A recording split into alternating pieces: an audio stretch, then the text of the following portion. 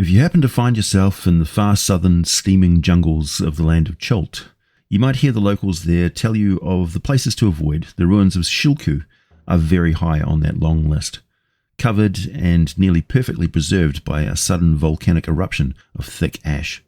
Rumours will whisper of a great treasure of gold, platinum and gems stockpiled and waiting for rare visits from ships to collect from the mines that drew brave but foolhardy humans to settle there and plunder the string of volcanoes clustered on the shore of the wild coast. You see, only 50 miles away in the Kobold Mountains, a dwarven mine was hauling out a vast stream of diamonds and emeralds. There are precious minerals there for the taking.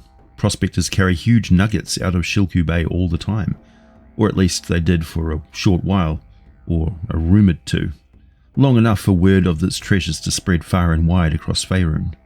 The dwarven mine attracted the attention of a red dragon named Cinderlor, who may still reside there, and the town of Shilku is now encased in ash and occupied by the true masters of the Kobold Mountains, the Firenewts and the Salamanders.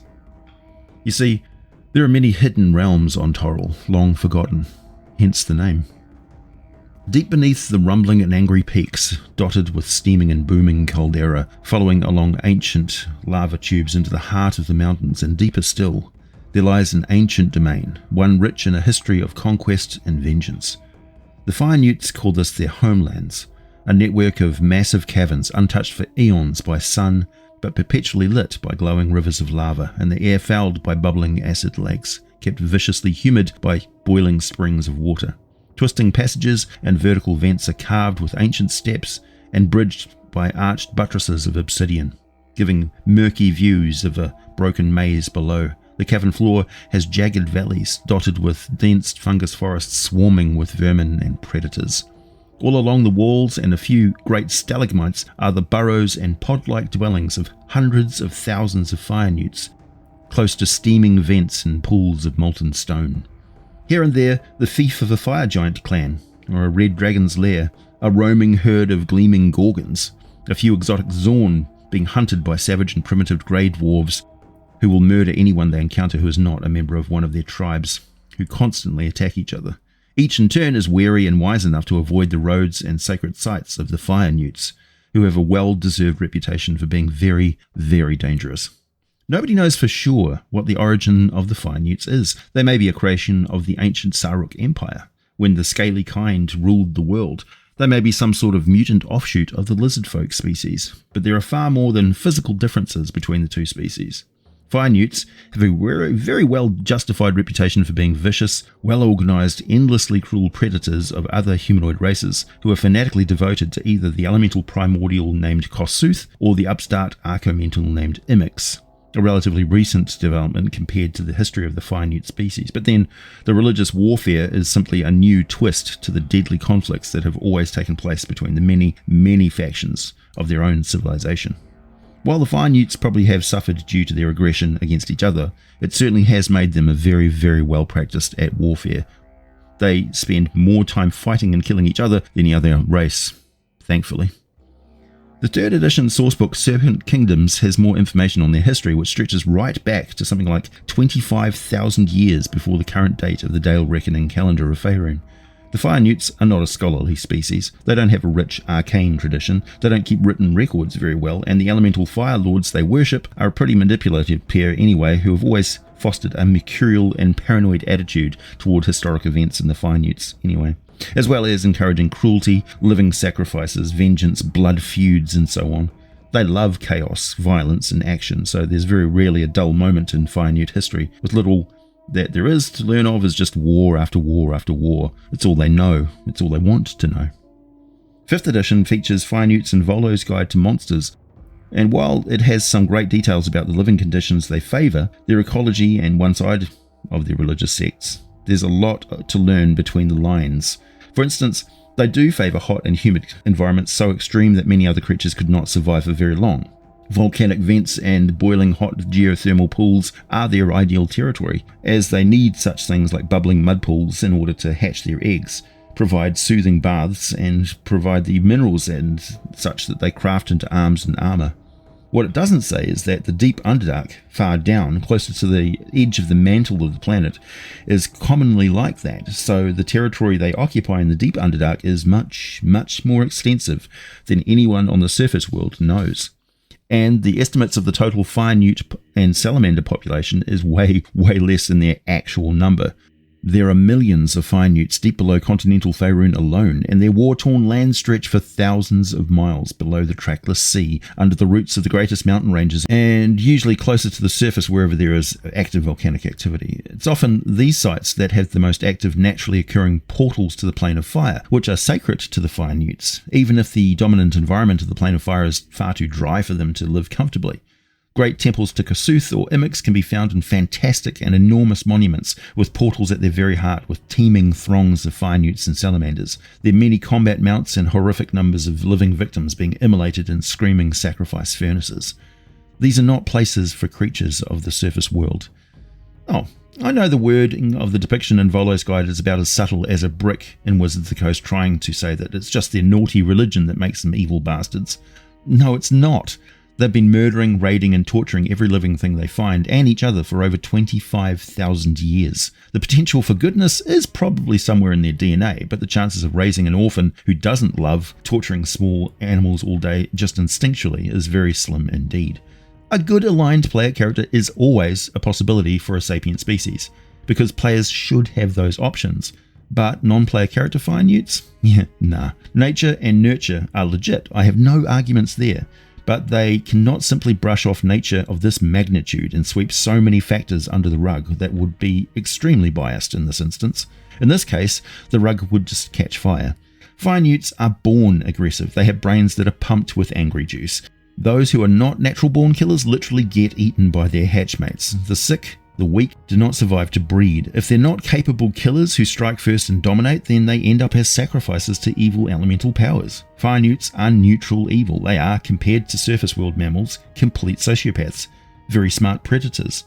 They do not think of or view the world in the same way you or I do. Their existence is nightmarish, and their souls stalk the lower planes. If any Firenewt encountered a good aligned player character version of their species, they would consider it to be a vile and wretched mutant that simply must die. Look at it this way. If a human baby was raised by Komodo dragons and lived their lifestyle, we would be equally horrified. So stop anthropomorphizing reptilian intelligence and sensibilities. They do not think like mammals, nor does intelligence have to have some sort of mammal social code integral to it. They are lizards smart, not mammal smart. Firenewts encountered by adventurers in the mid to upper Underdark or even surface world are far from the roaring metropolises that their race calls home. They come from backwater settlements far too close to the frigid surface world, descendants of explorers or outcasts, those marked for death deep below, outlaws and those who have escaped some sort of war, the rest of their clan having been exterminated long ago. It's difficult for one of the distant clans to build up anywhere near the strength required to fight their way back into some territory deep below and hold it against those who would invariably seek to murder all of them. So the average Firenewt depicted in Volo's Guide is basically abandoned camp outcasts. Even so, they are deadly to adventurers. A Firenewt warrior will be equipped with a shirt of finely crafted chain and a shield of overlapping plates similar to dragon scale. They carry wicked, long, curved and thin scimitars that have a nice heavy tip similar to a falchion. These weapons are designed to be the most effective in mounted combat, and it's common for Firenewts to carry spears, glaives and lances, while their elemental clerics carry jagged maces and their warlocks carry morning stars. They wrap belts of chain and metal plate around their body, carrying noxious substances that they eat, such as powdered sulfur and dried humanoid meat, like we would use salt and beef jerky. The compartments are watertight. As they can breathe air and water, they move through deep waters as well as the air-filled caverns and passages. They have an armor class of 16 and 4d8 plus 4, or between 8 and 36 with an average of 22 hit points. They're totally immune to fire and heat, have stats fairly close to that of an average human, although generally less intelligent and a bit more agile. They have a passive perception of 10, but no special ability to see in the dark. Not normally an issue, since flames and glowing lava provide illumination in most of the places they operate. The warlocks of Imix do tend to have a 120-foot dark vision of a supernatural nature that can also peer through magical darkness. Priests of Kossuth don't seem to have this, so it may just be an ability commonly granted by the touch of Imix. Firenewts speak their own dialects of Draconic and Ignan, a blend of the two really, and this is further divided up into thousands of local dialects due to the extremely fractured and volatile society. On foot, Firenewts have long hands and feet. They have digitigrade legs, walking on their toes. Their non-prehensile tails are quite lizard-like and match the extended thick neck. Their head is smooth and rounded, and their large eyes of deep crimson or glossy black. They don't have very long claws, and their grip strength is not great. This is reflected by the strength of 10 points. They don't have much of a personality, with a charisma of 8 points, and as mentioned, their intelligence is 7. Firenewts rarely work alone, and the 2 melee weapon attacks per round in their listing is woefully insufficient, even if it is +3 to hit with the scimitar inflicting 1d6 +1 slashing damage. Also, once more, with a new addition comes a further limitation of their ability to breathe a 10-foot gout of fire. It's got a dexterity saving throw DC of 11 for half damage and inflicts 2d8 fire damage, but only can be used once per combat, basically recharging after a short or long rest. Not so impressive. What makes Firenewts so dangerous, you may ask? Well, let me tell you. They never attack alone. They always attack in numbers, and pretty much always with lethal animal mounts and spellcasters. Step 1, as a DM, read the rules for mounted combat and assume that every Firenewt, who go their entire lives raising, training, and fighting on giant striders and fire lizards. The fire lizards are of a particular interest, since they're also known as false dragons. They closely resemble red dragons but lack wings, but they can grow to a similar size. The Firenewts who worship Kossuth ride these 30-foot tall monsters, which sort of burp a 15-foot gout of fire. It's thought that these creatures are one of the offshoots of the original proto-dragons, now native to the deep Underdark and the fire marshes of the High Moor. Mostly the Firenewts use the fire lizards to guard their precious hatching grounds, but will use them in times of heavy warfare. Fire lizards rarely live past a century, half that if kept by Firenewts, as they don't get to spend half their lives slumbering in a lair full of jewels. Striders have their own monster listing for 5th edition. I do wish they listed a Firenewt riding a giant strider, but with all the attacks and special features of a mounted warrior, since those stats are the ones I use most often. Most of the rules in 5th edition concerning mounted combat are about getting knocked off or knocked prone or not. There is the added benefit of the Strider's 50 foot of movement per round, and they can make a dash, doubling their movement to 100 feet, or they can use disengage, which just means that their movement won't provoke attacks of opportunity for the rest of the turn, or they can dodge, which forces any attack rolls made against them to be made at a disadvantage, and any dexterity saves made against attackers they can see will be made with advantage. Firenewts will have advantage on melee attack rolls against any unmounted creature that is smaller than the creature they're riding, and the Striders are large. The fire lizards grow to be gargantuan. They can also redirect any attack against their mount to themselves instead, any number of times in each round, and they provide a sort of uncanny dodge for their mount. Any dexterity saving throw, it's either fail and take half damage or succeed and take no damage. Striders are not intelligent monstrosities. They don't tend to operate independently of their riders, so provide no additional attacks. Riders will tend to arm barbed lances, which have reach but suffer disadvantage if used on targets on foot within 5 foot of themselves. However, lances do 1d12 piercing damage and can be used with one hand by a mounted Firenewt, who is +3 to hit with the weapon. They're also +3 to hit with spears, which only do 1d6 damage. Not being a finesse weapon like the scimitar means the Firenewt can't add their dexterity bonus to damage. However, spears can be thrown at targets within 20 feet and add their dexterity bonus to the throw, or up to 60 feet with disadvantage to hit, and the spear can be used on foot as a versatile two-handed weapon, bumping the damage dice up to 1d8 piercing damage. Even mounted, the spear is not a reach weapon though. Oddly enough, it certainly is the way I use one. But anyway, Firenewts are no strangers to archery. Their common combat tactics require at least half of any force to carry short bows, while the other half likely has spears. They will deploy Striders as mounts when they are needed to move quickly to get into flanking positions, or to break through an enemy line, charging with lances. But normally, when combat is engaged, the Firenewts dismount and allow the Striders freedom to attack on their own. Firenewts and Striders work perfectly together in combat. The Striders are vicious predators with a unique symbiotic tactic that ensures they always protect and fight fiercer at the side of a Firenewt. as the Striders have the ability to be healed by flame, restoring hit points equal to half of any fire damage directed at them. So Firenewts who forgo their flame breath on enemies and instead heal the Striders with it during combat, in their native environment, giant Striders wade through rivers of lava like monstrous flamingos, and on the surface world of Faerun, people have reported seeing them wandering through the inferno of a forest fire, munching on smouldering corpses of the creatures that could not escape the flames in time, a real banquet for the Striders who, like the Firenewts, are strict carnivores. Striders have an armor class of 14 and 3d10 plus 6, or between 9 and 36, with an average of 22 hit points. They look like they are evolved from a species that could once fly, and technically they are still related to birds, but they are so well adapted to the elemental plane of fire now, it's hard to picture them ever having feathers. Long ago, the Firenewts believed that they were gifted them by Imix, but it's hard to say if that's true or just religious myth. They attack with a bite, plus 6 to hit, and inflicting 1d8 plus 4 piercing damage. In their original listing in the Fiend folio, they could forgo this bite and instead make a kick attack that does 1d10 slashing damage. They can also generate a fire burst, recharging it on a result of 5 or 6 on a 6-sided die roll at the end of each combat round. The fire gout from a Strider has a range of 60 feet and envelops a 10-foot area with flame. Each creature caught in that 10 foot must make a DC 12 dexterity save or take 4d6 fire damage, or half that if the targets make their saving throw. I should point out that this works perfectly fine on other Striders in regard to flame-based healing, so they will deliberately ensure another Strider is within the burn radius along with any enemy creatures. When the enemy is in a strong group, the Firenewts and mounts will break up into smaller groups and disperse. When the enemy weakens or spreads out, the Firenewts then reform into a combined and much stronger group again. This is classic Mongolian Genghis Khan tactics.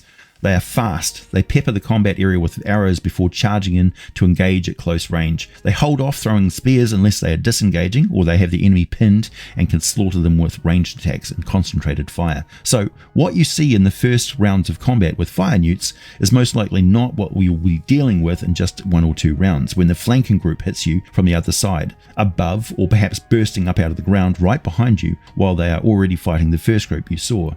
Firenewts certainly use cover, including taking cover behind a Strider, as they're better able to restore wounds inflicted to Striders than themselves. Makes sense? If that sounds a bit intimidating, that's just the Cholton Firenewts, who are devoted to Imix. There are Firenewt tribes that worship Demogorgon, the Prince of Demons, and you can figure that out when you notice the Firenewt warriors have 2 tails that are prehensile, and they make heavy use of flasks and barrels of acid in combat, and their warlocks have 2 heads. Firenewts gain the familiarity with surface and upper Underdark humanoid races with their experience with Azirs, so they don't understand elves and humans very well at all, culturally. They do find them delicious. Torturing them is entertaining, and they taste great after getting roasted alive. Very well done, nothing too juicy.